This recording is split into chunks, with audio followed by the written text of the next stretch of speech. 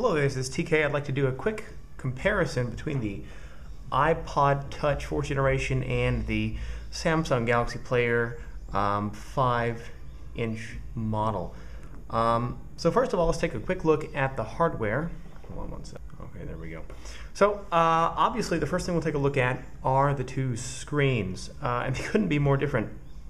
The Galaxy Player has they both have capacitive touchscreens, obviously, but the difference is the size and the pixel density of both. Now the Galaxy Player has a 5-inch diagonal screen. The iPod Touch has a 3.5 diagonal screen. The funny thing is that the pixel density, actually the resolution on the iPod is much greater than the number of pixels that we have in the Galaxy Player. The Galaxy Player is your standard WVGA resolution, so that's 800 by 480. The iPod actually has a resolution of 960 by 640, and you probably all recognize that resolution as Apple's famous Retina display. Now, it's not the same display that's in the iPhone 4. It's not an IPS LCD, so when you turn it, you still do get kind of those bluish colors, but it is still an excellent screen. Let's take a look at some of the other hardware that's on these devices. They both have a volume rocker on the side. Both have a volume rocker. Both have a dedicated on and off switch. The Galaxy Players is right here. Obviously, the iPod Touch is up here. Only one button on the iPod Touch. The home button. On the Galaxy Player, we have three. We have two capacitive buttons and a home button. On the as far as camera goes, they both have a front-facing, I believe both are VGA quality front-facing cameras. The real difference you'll find is on the back. On the back, you'll find that the Galaxy Player has a 5-megapixel autofocus camera with flash.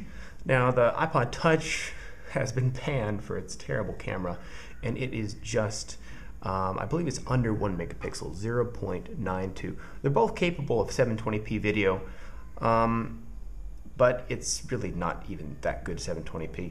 The speakers on the back of the Galaxy Player, it has stereo sound, has two speakers. I believe that the iPod Touch is just mono. It just has a single speaker.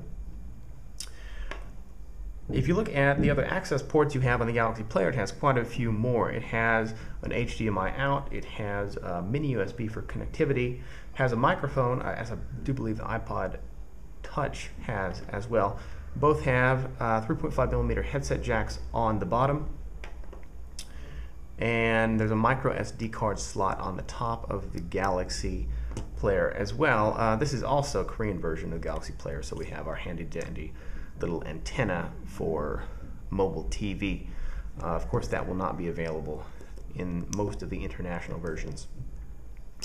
Well, let's take a look at the software. Galaxy Player is running Froyo 2.2 with a layer of TouchWiz. That's Samsung's custom UI that they put on all their Android devices. Obviously, the iPod Touch is just running iOS. Let's take a look at some of the performance of these devices. Even though the Galaxy Player has, I believe, double the RAM that the iPod Touch has, sometimes that doesn't really play out in everyday use. So let's just find out. Let's take a quick look first at applications. So we're going to open an application. Well, before we do that, we're going to go to our task manager and we are going to end all of the applications. Okay, we're going to try that again. We're going to boot both of these up. Angry Birds 1, 2, 3. So it does look like it's booting up a little bit faster on the, yep, there we go. Booted up actually quite a bit faster on the iPod Touch than it did on, oh dear. Well, one of the reasons for that might be that I was playing with Angry Birds Seasons instead of Angry Birds just the free version. So let's try booting up another game. Try booting up Hungry Shark. Okay.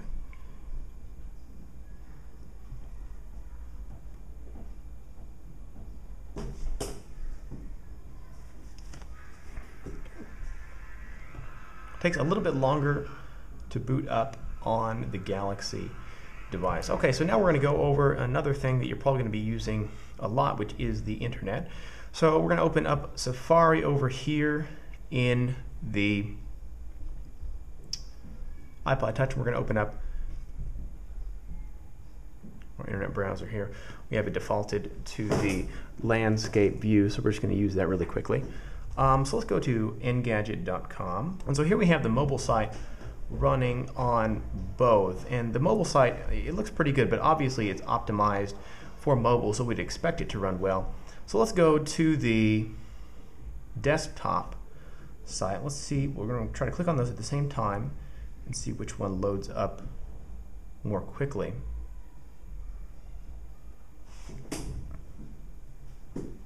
Well, they load up at about the same time, roughly.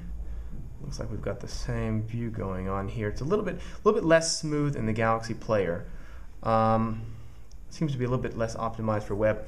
Let's take a look at the pinch to zoom. Pinch to zoom on both. Oh dear. Okay, so here's pinch to zoom on the Galaxy Player. Works very well, even with images, not just text. And you can expect the same for our iPod Touch. It works equally as well, if not, maybe just a little bit better without any hitch at all. You can notice just a little bit of delay there with the iPod Touch. It's almost seamless.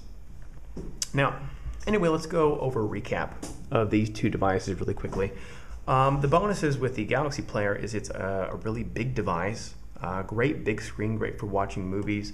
You have a lot of options. You have the micro SD card, you have the HDMI out, and it has Android. So if you like the open OS, if you prefer it over the kind of closed garden approach that iOS takes, then go for that. Otherwise, the iPod Touch also has a lot going for it. It's got amazing pixel density, a great looking screen.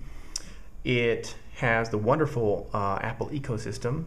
It has a very thin profile. One thing that the Galaxy Player does do a lot better is the camera, 5 megapixels with a flash, with LED flash, while the iPod does not have a good camera at all.